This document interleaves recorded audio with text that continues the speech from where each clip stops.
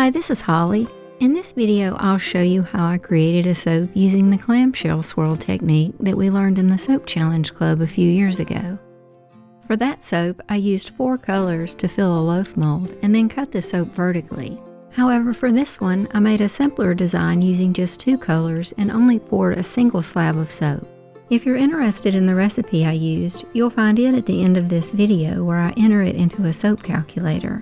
And all of the other information and details will be listed in the description box below.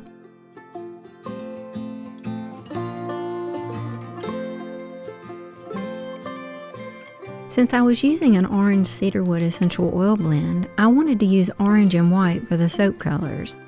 You may have seen in some of my other videos that I like to use an orange light clay to create an orange soap, but my supplier for that clay has recently gone out of business.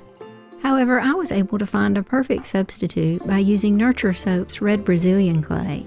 And despite the name, it creates a really pretty orange, just like the orange light clay, and my usage rates are even the same. For the white, I prepared some water-soluble titanium dioxide by mixing it with equal amounts of warm distilled water.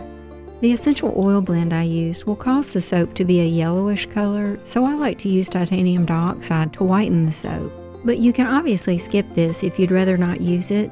And if you're concerned about the yellowish color, you could just try a different fragrance that doesn't discolor the soap.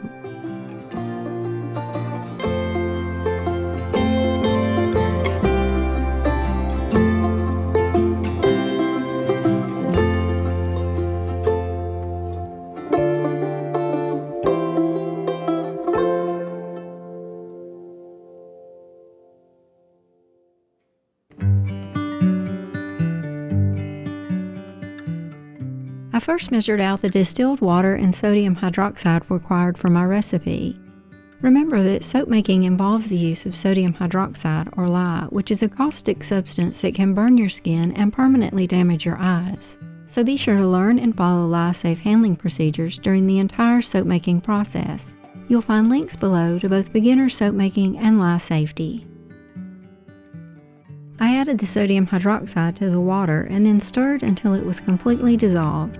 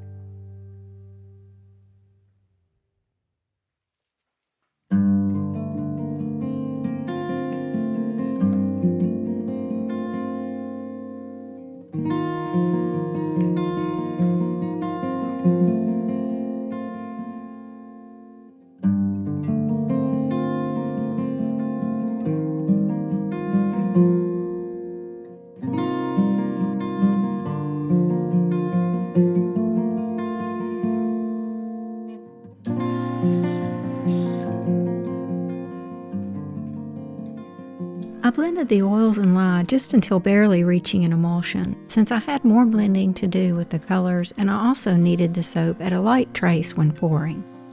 To check for emulsion, I looked at the stainless steel blender shaft for any oil separation. Once emulsion is reached, it will appear very consistent and smooth. If you see any beads of oil separating, you haven't quite reached emulsion.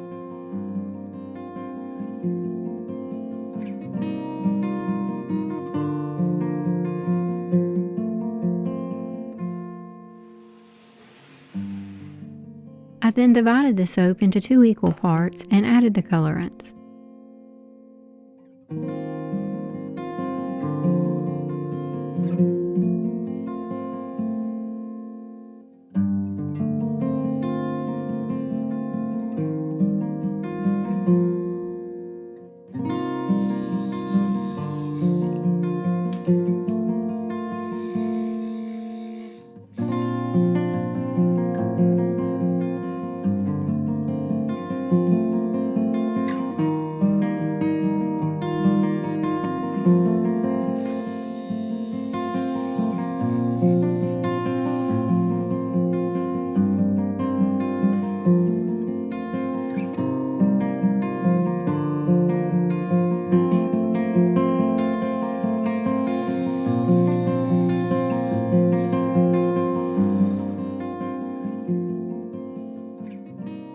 To create a clamshell swirl, you pour 2 different colors into each measuring cup with long spouts like these.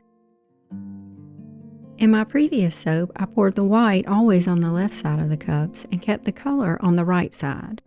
For this swirl, I wanted the orange color to stay mainly in the middle of the soap with the white on the outside, so I swapped them like you see here. I raised one end of the mold with a towel to keep the soap from initially running too far down, and then lowered the mold as I went so that the soap spread slower and maintained the design. For the pour, I tried to keep the spouts in the same position each time and move them back and forth as quickly as I could to create the clamshell design.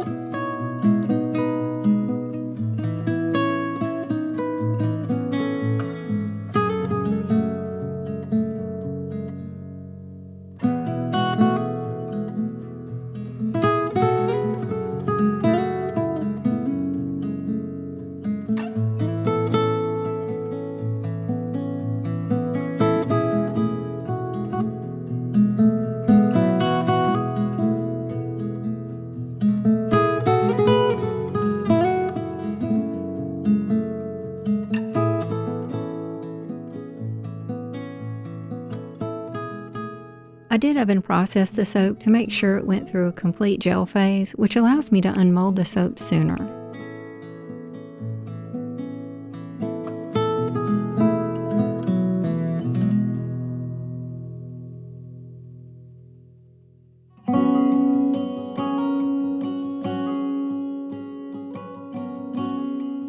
I was able to unmold the soap the next morning and cut it that afternoon.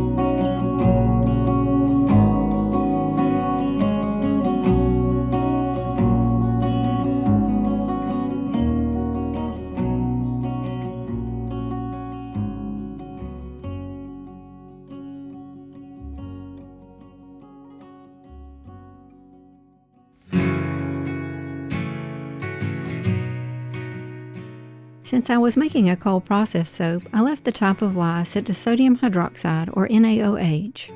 My recipe oil weight was 950 grams. My lye concentration was set to 35%, which means my lye solution consisted of 35% sodium hydroxide and 65% distilled water. I left the superfat at 5% and my fragrance usage rate was 45 grams per kilogram.